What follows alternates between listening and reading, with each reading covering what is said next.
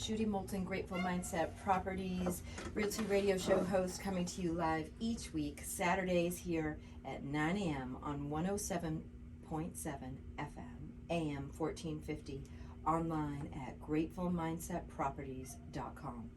Thanks for listening each week, folks, and Saturday mornings at 9.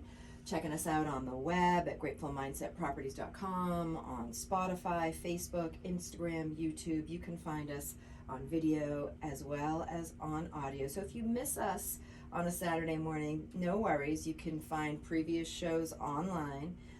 Just go to our Facebook page, go to our Instagram. You can go on gratefulmindsetproperties.com, our landing page, and scroll over to radio show, and you'll get to see us, hear us. And we thank you. We're grateful for you. We're happy for this new year, 2024. We have a special guest this week, so please be sure to stick around for this week's In the News Spotlight. We are featuring a guest, Toby Linville, Floodplain Administrator for Henderson County. And I love the folks over at Henderson County. I can't say enough about it. As a realtor, I will tell you, I work with all the counties here in North Carolina.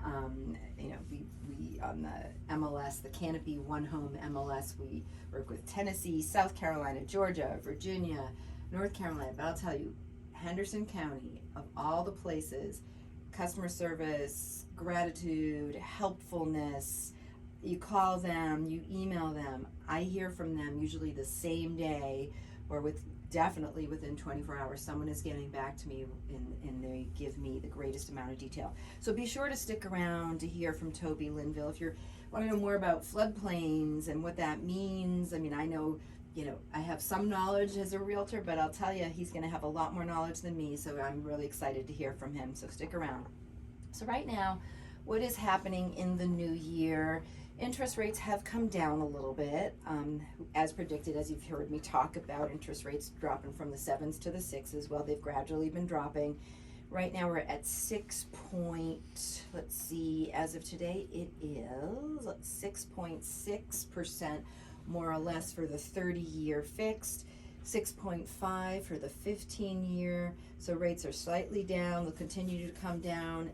As we know, they come down, they go up. It is not something that is guaranteed, but it's nice to know that they are coming down. Right now on the MLS, what's happening, we still have things gradually picking back up, just like interest rates. So here in North Carolina, we've got only just a couple coming soon. We have a handful of new listings, got a handful of price decreases, handful of back on the market. So as I look at my coming soons, I'm just going to take a peek here.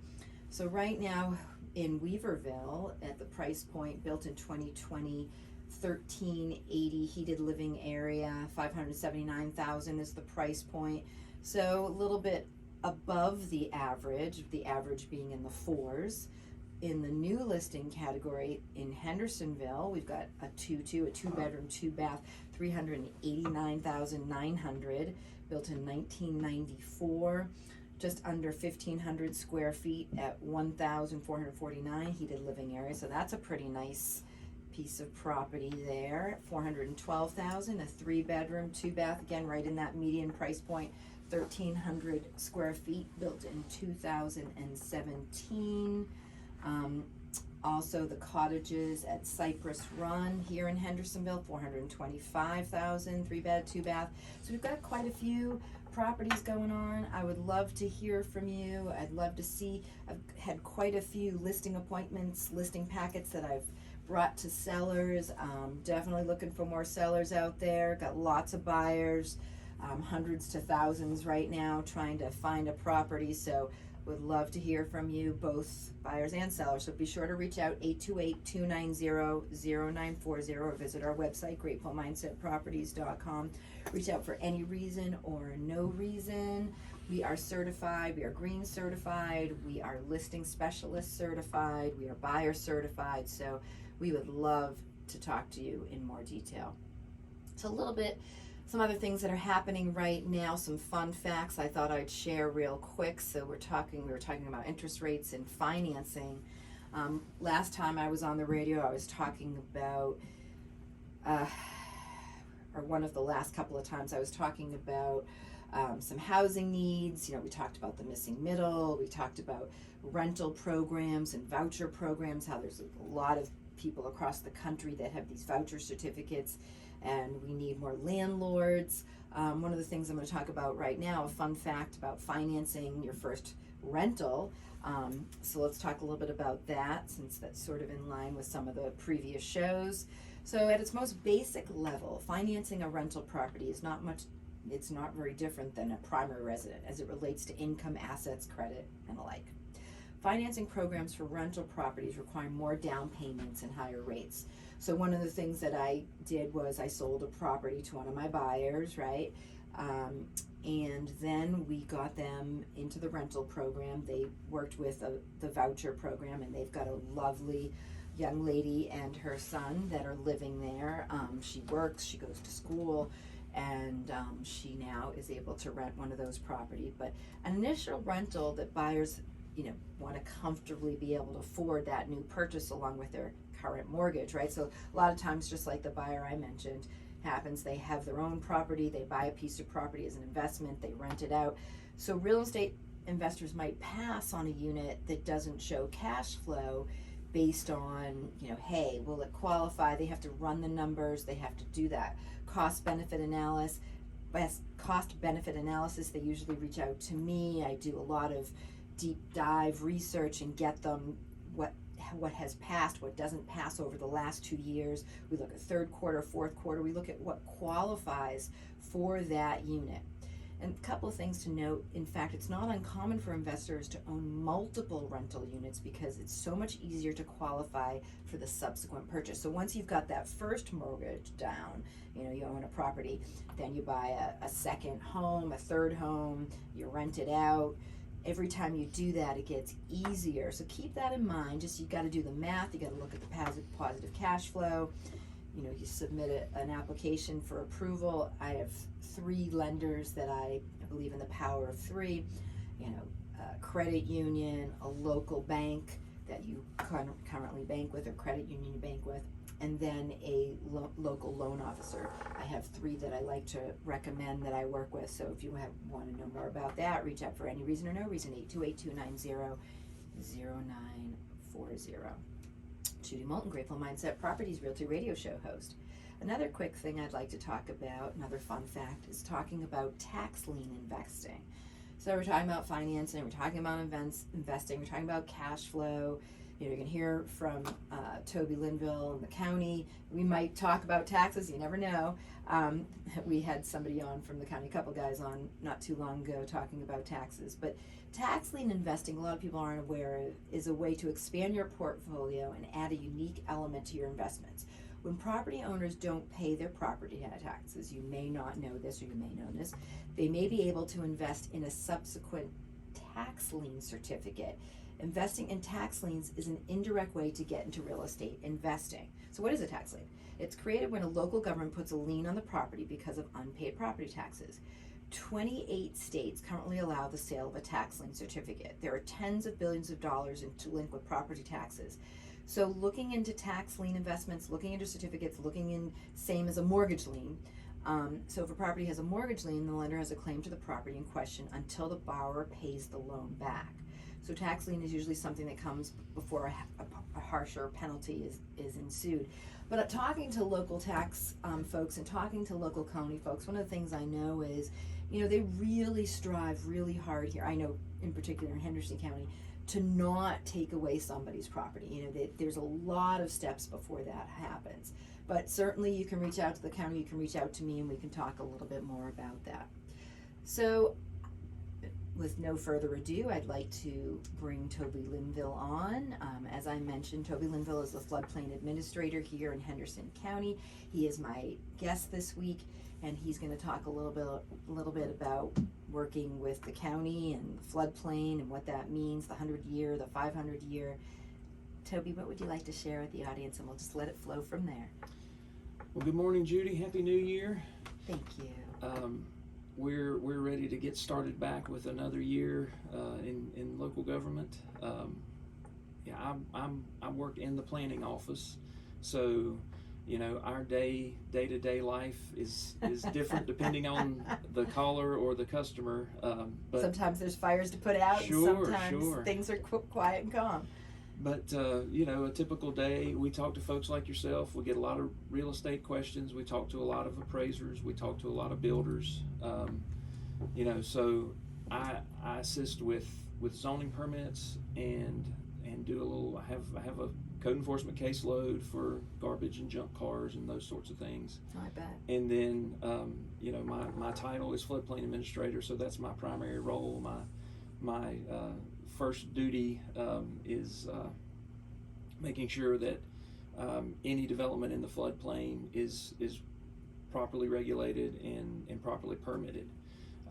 So we can talk today about, just in the simplest terms, you've got floodway, which is the area closest to the water source. You've got floodplain, and then there's a 500-year floodplain. Henderson County does not regulate that 500-year floodplain. But that's usually a smaller portion of the lot, and typically higher ground. So obviously not something that's a danger. So in Henderson County, in the floodplain, you can fill up to 20% of that area. And then we can either permit that once it's elevated 2 feet above whatever the base flood elevation on the FEMA maps shows, or the applicant can then request from FEMA a letter of map revision to actually remove the property from floodplain. Then it's technically not regulated by us because it's not in the floodplain anymore. So once the property has sort of been adjusted to that 2 feet or whatever is required so that it's no longer in the floodplain, then you could submit. Well, that's probably very helpful, obviously, for a property owner, Right. because people get very nervous when they think of flooding or any natural disaster, because God knows that's happened in many places. My assistant is from Kentucky, and they've dealt with a lot of flooding that was sort of unusual for the area. Anyways, but please continue. So 100-year, so floodway. So I'm trying to imagine. So it goes floodway, Correct. right? Not as much of a concern if there's a flood. What if it's in the floodway? Well, floodway, we allow no structures in the floodway. Okay. And there's been a recent amendment. You can now add fill in the floodway, but Okay. there's a process called a no-rise certificate that's approved by FEMA. Okay. And that's an engineer doing detailed flood analysis, Okay. hydraulic analysis, that what fill you show that you're going to add won't cause an effect of the floodplain. So you don't want to add soil over on one side of the river Right. and cause further damage on Erosion, the other yeah. side. Okay, that makes sense. Okay. So that's floodway, and then the 100-year floodplain, that's more of the bigger concern. Well, that's where we do allow structures, but they have to be elevated. Okay. So floodway, there's an amendment, there's some fill that can transpire. Obviously, that's on the property owner to do that and to work with a scientist or engineer to do all those components so that there's Correct. no damage or erosion to the floodway. And then the 100-year, you've got to meet that minimum of 2 feet. Correct. So property owners working with builder, all these different people, and I imagine it's not a huge expense, but there's some cost to that. It's not something a property owner can necessarily do on their own. Right. And then 500-year, you said, is not regulated. Correct. So what does that mean? We don't require any flood permits for construction in that area. Okay. And that's if you're looking at the FEMA map, 500-year is gray. The 100-year is a light blue, and then the floodway is a crosshatched blue. Okay. And it's typically centered over the water source, the river, stream, lake. Talking about cost, it just depends on which process they're doing.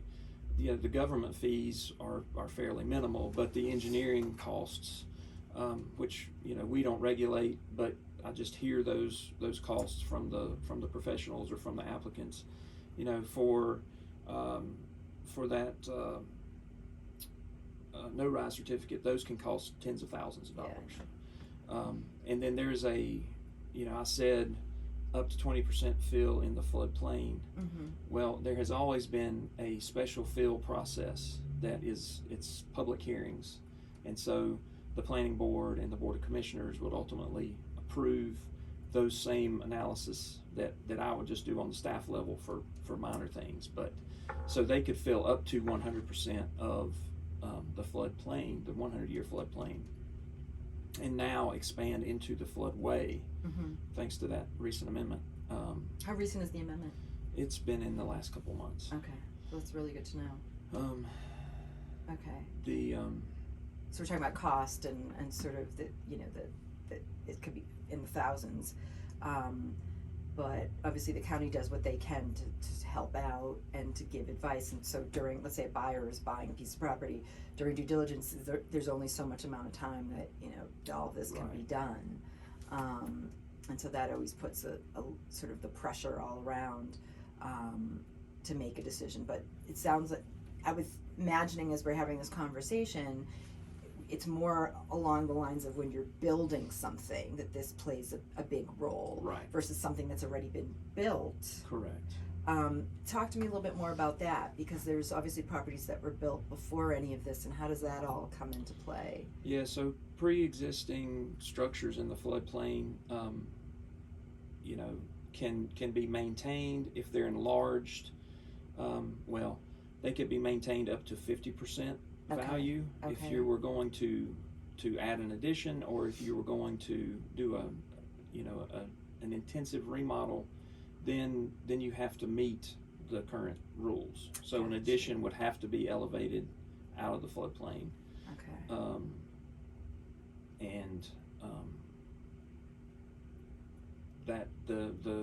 So it all starts with permits, right? Right. I mean, essentially, that I'm imagining that, hey, an existing structure, and again, I do this for a living, but the public may not know this, but so an existing structure, what has to happen is we're calling, and whoever we're working with in terms of a contractor, what have you, engineer, they're looking at pulling permits and seeing, where things lie, architect, whoever, Right.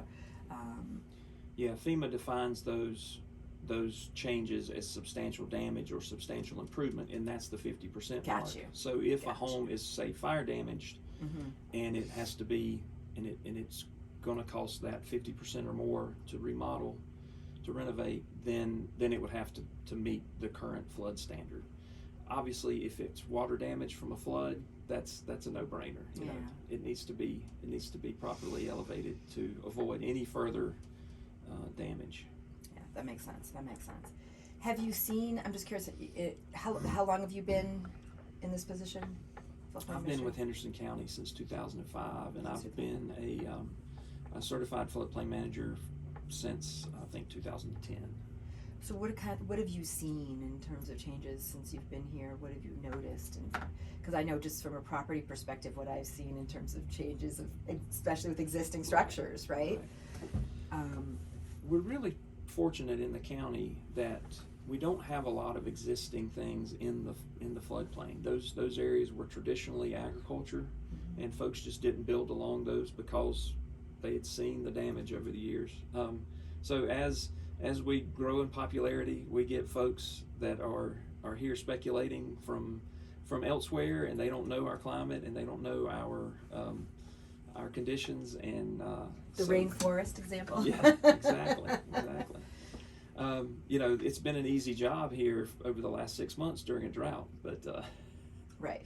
No, it's we have those properties that come up that and they will be priced at a much lower cost, per acre.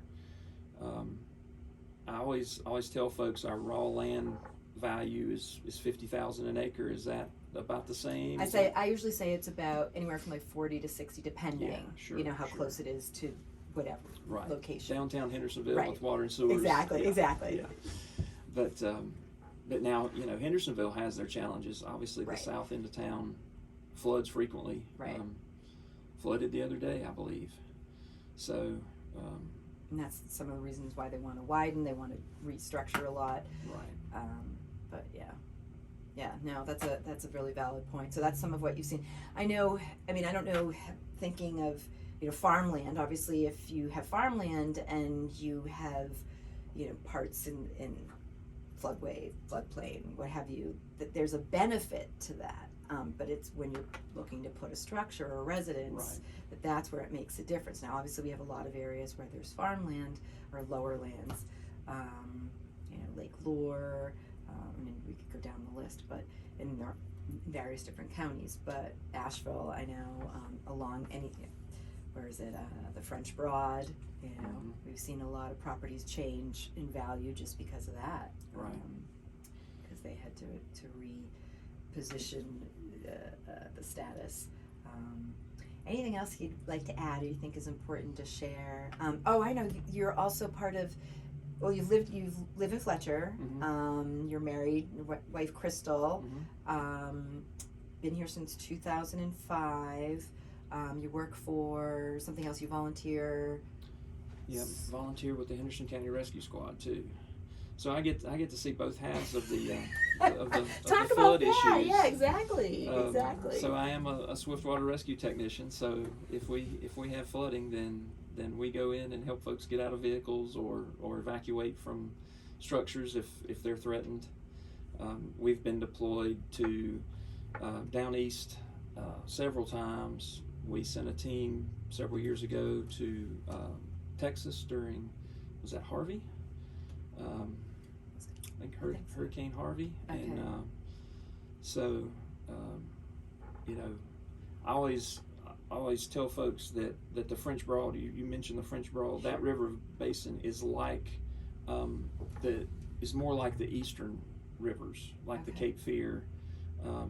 It flash floods and then it recedes for a couple of days and then it swells back up for a couple more days. So we've been down as the waters have risen back up down there, just like it does in the French Broad, and folks get inundated and they have nowhere to go.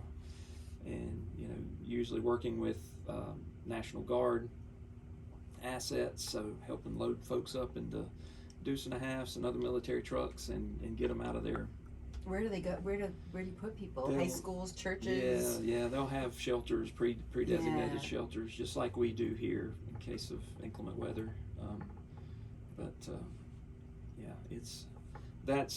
That's the part, you know, that's so horrifying. It's one thing to say you shouldn't build this here Right. in case, Right. but then when you see the damage and destruction and folks' lives threatened, that's when it really means something. Yeah. So you see both sides of that. Correct. What brought you into this work? I studied at App State and kind of fell in love with political science and did an early internship to see if I would like local government. I didn't really even know what local government did. And so interned with the town of Boone and loved that process of providing services to folks. Absolutely. And so stayed up there, got my master's, and I grew up outside of Greensboro, a little town called Oak Ridge, Okay. and worked Rockingham County, worked in Oak Ridge for a So short you're from time. North Carolina, been in Yeah. North Carolina your whole life? Okay. Born and raised, yeah. Grew up on tobacco farm Okay. in Oak Ridge. And so this job came open. Justin Hembry was the assistant manager then. Talked with him, came up and interviewed, and the rest is history. As they say. Yeah. Zoning, what would you say is the biggest challenge dealing with that? So, you know, we, especially in the county, we're predominantly residential. I mean, there are commercial uses out Sure. in the county. And now there are more, you know, the city of Hendersonville's utilities have grown outside of their boundaries for sure. So, you know, that's the balance, is how much density can you allow on well and septic, and then making sure that you allow the appropriate density for those areas that have utilities. So that's that's what we juggle with. Our density is pretty conservative, and so the R1 district allows 4 units per acre if you're single family detached, and then R2 residential 2 rural, they're 1 unit per acre, but that's outside of Hendersonville's boundaries. In your more rural areas with no water and sewer, that's really about all you can support with a well and septic on a lot. Got you. And it's interesting because you're only 10 minutes outside of town and you'll be on septic. Right. You could be septic and well. Right. So that was always interesting to me, moving here originally from the Boston area, and didn't have septic and well. So, and I've got, I'm helping buyers or whatever coming to the area, and they're like, some people are like, oh, well, I want septic and well. They think that's, interesting or challenging or something that they can control, whatever. There's various different mindsets around it, right? And other people are like, I absolutely don't want it because they're nervous about it. I can't put anything down the sink. I can't put anything down the garbage disposal. And I used to live in Wheeling, West Virginia, if you're familiar. And one of the things was the city would tell us, don't put anything down the garbage disposal because it all goes into the sewer. Because at that time, every house is connected. But they were changing those laws. But so people have to understand why these rules exist. It's not because we're not saying, oh, you're doing anything wrong or bad. It's really, like you said, it's about density and erosion and all these different things that are factored in. Safety. I know Asheville, you hear all the time about people in Buncombe County telling me they're having problems with their water, and my guess is if there's a level of density is much higher or is much greater, and so some of the issues probably have something to do with that. Correct. So those are the thoughts that I have, but I don't know that everybody always sees things that way. Anything you'd like to say in closing before we end for today? Nothing in particular, just people, how to reach you, or like if Sure. people wanted to know more about what are ways to, hey, you can go on this website, or this is how you find more about X, Y, or Z. Want me to maybe share that? Sure. The main county website is hendersoncounty.nc.gov. The planning department, building services department, we're all at 100 North King Street, between 1st and 2nd there. And then you can reach the planning department at 828-697-4819 for any of these types of questions. And they're very helpful, as I mentioned in the beginning. I cannot say enough about Henderson County. So Judy Moulton, Grateful Mindset Properties Realty Radio Show host. Thank you so much, folks, for listening every week, Saturdays 9 a.m. till 9:30 on 107.7 FM, AM 1450, where the heavens kiss the peaks. Online on all the various platforms. Thank you. Grateful for listening. Thank you.